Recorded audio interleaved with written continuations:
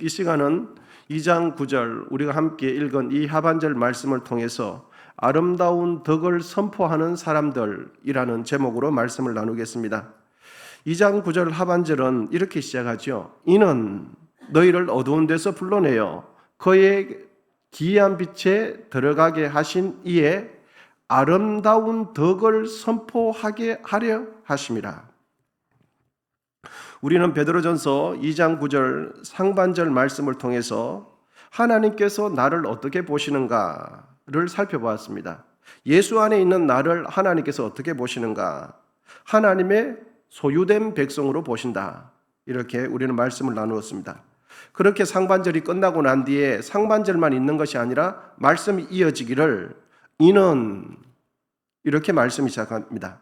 그러니까 하반절이 시작하는 이는 이 가지고 있는 의미를 풀어서 말씀을 드리면 하나님께서 나를 하나님의 소유된 백성으로 삼으신 이유와 목적은 이 뜻이죠.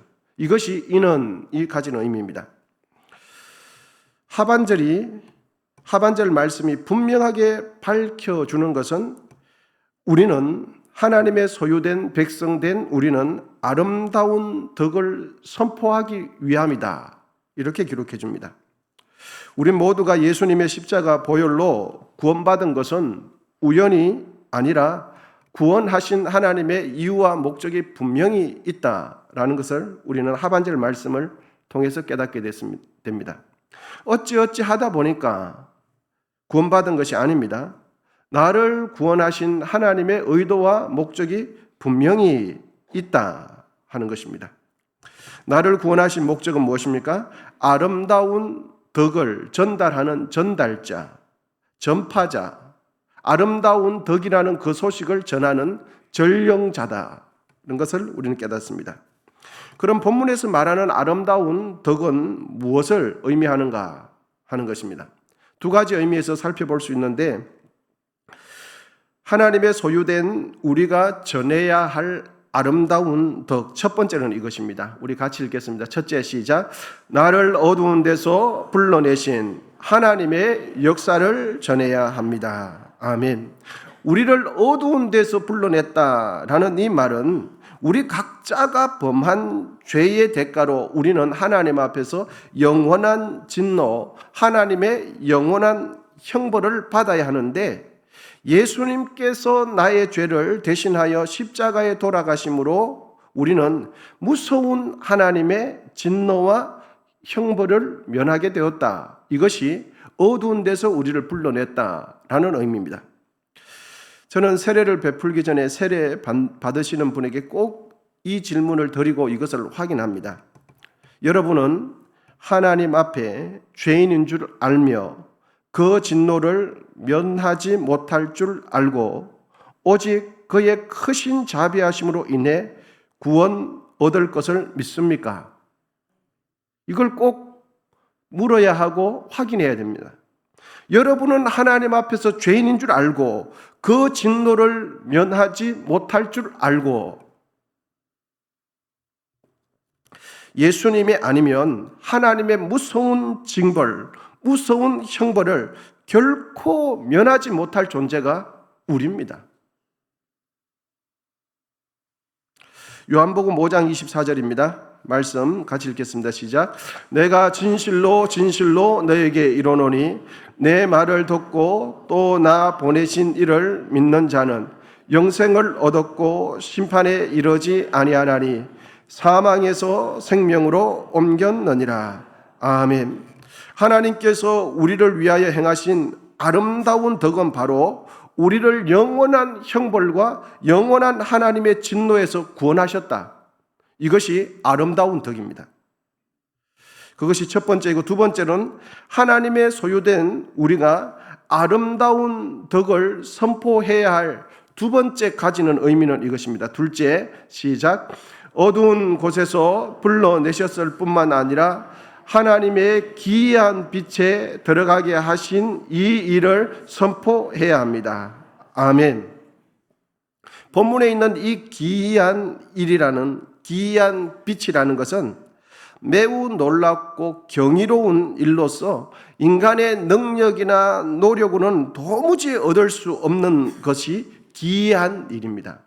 기이한 빛입니다. 오직 하나님의 은혜로만 가능한 일이 기이한 빛의 의미입니다. 그러므로 이 기이한 일, 기이한 빛이라는 것은 하나님의 영광스러운 임재와 놀라우신 하나님의 구원의 역사, 영원하신 하나님의 생명, 참 진리, 참 거룩, 완전한 의로움, 하늘에서 내려오는 하늘의 기쁨과 희락, 이 모든 것을 총체적으로 표현하는 것이 기이한 빛, 기이한 일이라는 의미입니다. 예수님 안에 있는 우리에게는 하나님의 기이한 빛이 우리 안에 있는 것을 믿으시기를 축복드립니다.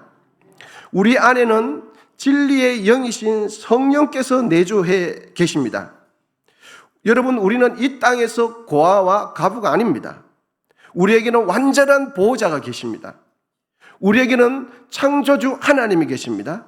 우리에게는 전능하신 하나님이 항상 우리와 동행하십니다.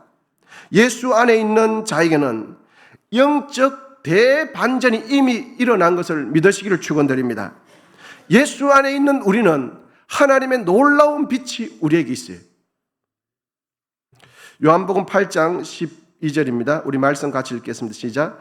예수께서 또 말씀하여 이르시되 나는 세상의 빛이니 나를 따르는 자는 어둠에 다니지 아니하고 생명의 빛을 얻으리라. 아멘. 에베소서 5장 8절입니다.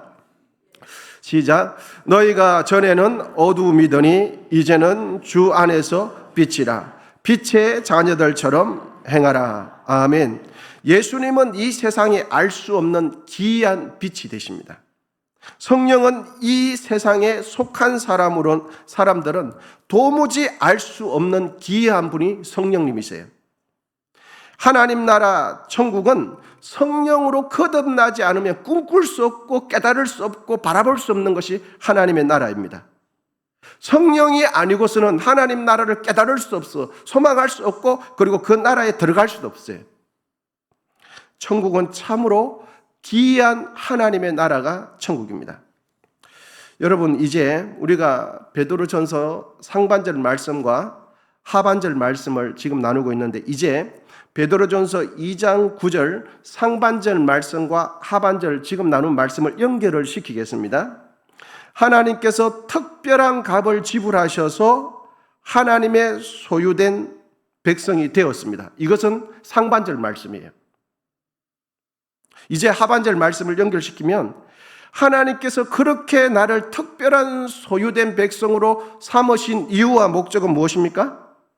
나를 구원하신 하나님, 나를 통해서 구원받지 못한 다른 사람을 구원하기 위해서예요.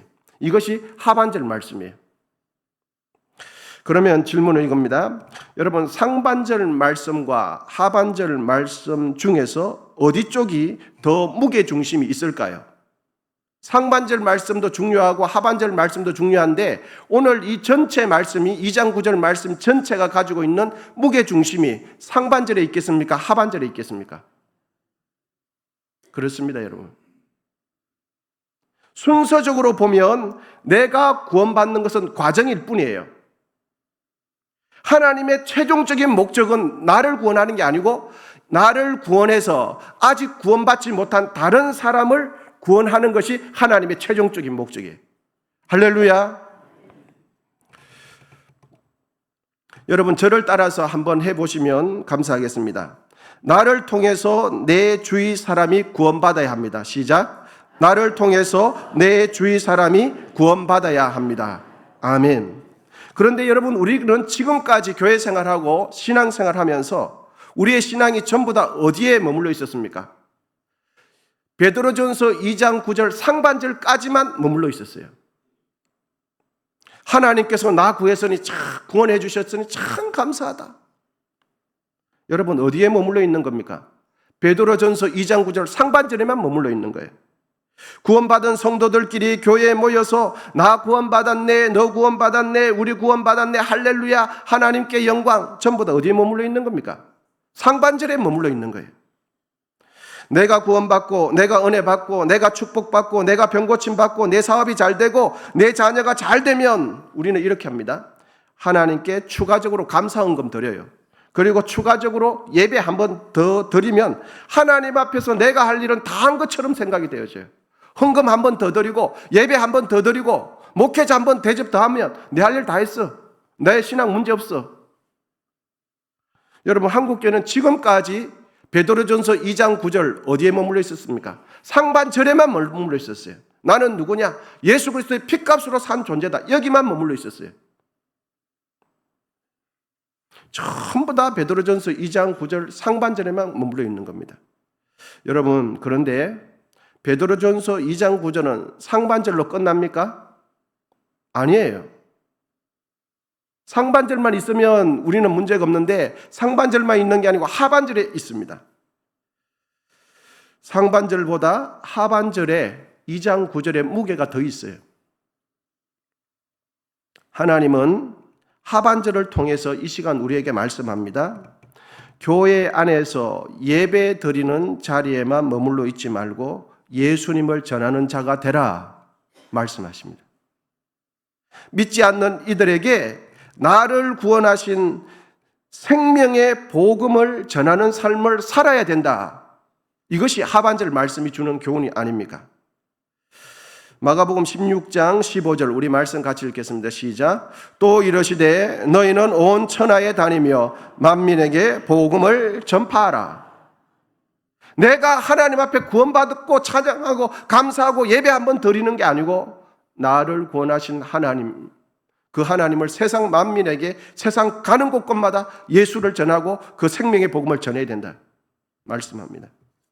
그러므로 여러분, 진실로 구원받은 나는 나를 어두운 데서 불러내시고 기이한 빛에 들어가게 하신 예수님을 전하는 것이 하나님께서 나를 구원하신 목적이에요. 내가 구원받은 것은 순서적으로 보면 최종 결론이 아니라 과정이에요. 내가 구원받은 것은. 그것은 과정이고 최종 목적지는 어디입니까? 나를 통해서 아직 예수 믿지 않는 그 사람이 구원받는 거예요.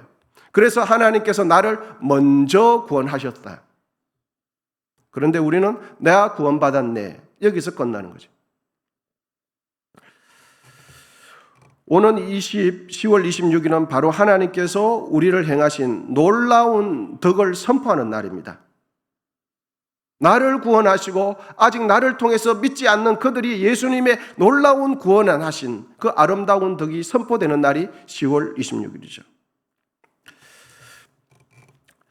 교부 크리스토돔에게는 아름다운 이야기가 있는데 한 토막 들려드리겠습니다.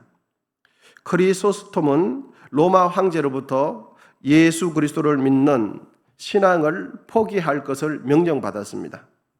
그러나 그 크리스토톰은 그리스도를 포기하지 않겠노라고 맞섰습니다. 그가 끝까지 신앙을 포기하지 않자 로마 황제는 그를 체포하라는 명령을 내린 후에 신하에게 이렇게 지시를 했습니다. 그 지독한 크리스토톰을 아무와도 대화하지 못하게 아주 고독한 개인 감방에 집어넣어라. 이렇게 말했습니다. 그러자 신하가 울상을 하면서 대답하기를 황제님, 크리스토톰은 크리스찬입니다. 황제가 고함을 질렀습니다. 예수 믿는 사람이 별로 믿냐? 빨리 집어넣어라. 이렇게 말했습니다. 그러자 신하가 황제가 또 이렇게 말합니다. 황제님은 모르십니다. 예수 믿는 사람은 혼자 있는 것을 좋아합니다. 만일 그 사람을 거기다 가두어 놓으면 그는 혼자 있는 것이 아닙니다. 하루 종일 혼자 있으면서도 싱글벙글 웃으면서 중얼중얼 됩니다. 우리 눈에는 보이지 않지만 예수 믿는 사람은 하나님과 항상 함께 이야기한답니다. 그러니까 혼자 두면 그에게 좋은 일만 하는 셈입니다. 이렇게 하는 겁니다. 그러자 황제가 화가 나가지고 다시 명령을 합니다. 그러면 저 극악무도한 크리스토톰을 죄인들이 있는 감방에 집어넣어라. 이렇게 다시 명령을 바꿉니다. 그러자 신하가 고개를 흔들면서 황제님, 그건 더욱 안 됩니다. 이렇게 말합니다. 그 사람은 오히려 다른 죄인들과 함께 있으면 전도할 기회가 생겼다고 매우 좋아할 것이고, 얼마 있지 않으면 그 안에 있는 모든 사람들은 모조리 그리스도인이 됩니다. 그 사람에게는 이상한 힘이 있어서 극악무도한 악질 죄인도 변화시켜서 오히려 상급을 받게 해주는 일이 됩니다. 그러자 황제는 아주 노발대발하면서 이렇게 말합니다. 그러면 그 놈을 당장 꺼내서 목을 쳐라. 이렇게 말합니다. 그러자 신하가 사색이 되어서 말하기를, 아이고 황제님 모르시는 말씀입니다. 그 사람들의 제일 큰 상급은 순교입니다. 그렇기 때문에 예수 믿는 사람 중에는 처형당할 때 두려워하거나 우는 사람을 아무도 볼 수가 없습니다. 오히려 얼굴에 광채가 나고 기뻐한답니다. 그것이야말로 그들이 제일 좋아하는 것을 안겨주는 셈입니다. 그러자 여러분, 황제는 이렇게 말합니다. 고함을 질러대면서, 그러면 도대체 그놈을 어떻게 해야 한단 말인가? 아이고, 나는 모르겠다. 여러분, 무슨 말입니까? 예수 믿는 사람은 혼자도 하나님과 동행하고, 다른 사람을 붙여놓으면 전도할 기회를 삼았다고 감사하고, 예수를 위해서 순교할 게 있으면 더 좋아한다는 거죠. 여러분, 예수 믿는 사람은 세상이 감당하지 못할 사람인 줄 믿습니다. 예수님이 우리와 함께 계시기 때문이죠. 기억하십시오. 베드로전서 2장 9절은 상반절만 있는 게 아니에요. 베드로전서 2장 9절은 하반절도 있습니다. 하나님께서 나를 구원하신 것은 나만 구원받는 것으로 끝나지 않고 구원받은 나를 통해서 아직 구원받지 않은 이들을 구원하기 위한 것이 나를 구원하신 이유와 목적이에요. 복음을 전하지 않는 신앙생활, 전도하지 않는 교회생활, 예수님을 사랑하지 않는 믿음은 바른 믿음이 아니에요. 나 혼자 수십 년째 교회 다녀. 물론 교회 안 다니시는 것보다는 훨씬 낫습니다. 그런데 저분은 항상 수십 년째 혼자 교회 다녀. 혼자 예배드리고 혼자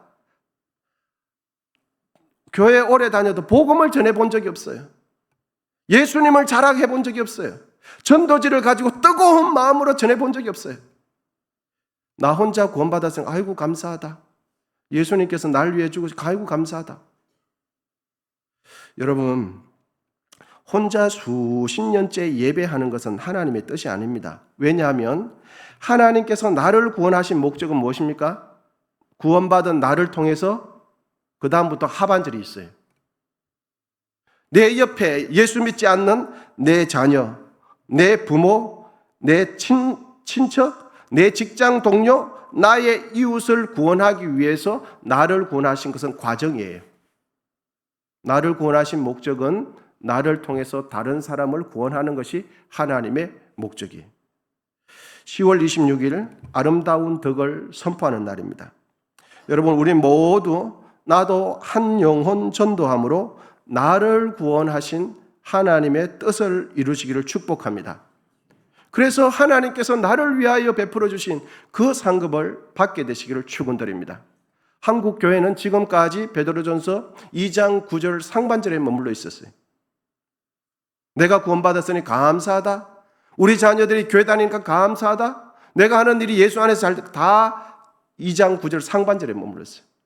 그래서 뜨겁게 교회에서 찬양하는데 교회 문 밖에만 나가면 전도지 한 장 들고 안 나가요. 그리고 예수님을 자랑할 뜨거운 마음이 없어요. 여러분, 이제 오늘 말씀을 마칠 텐데요.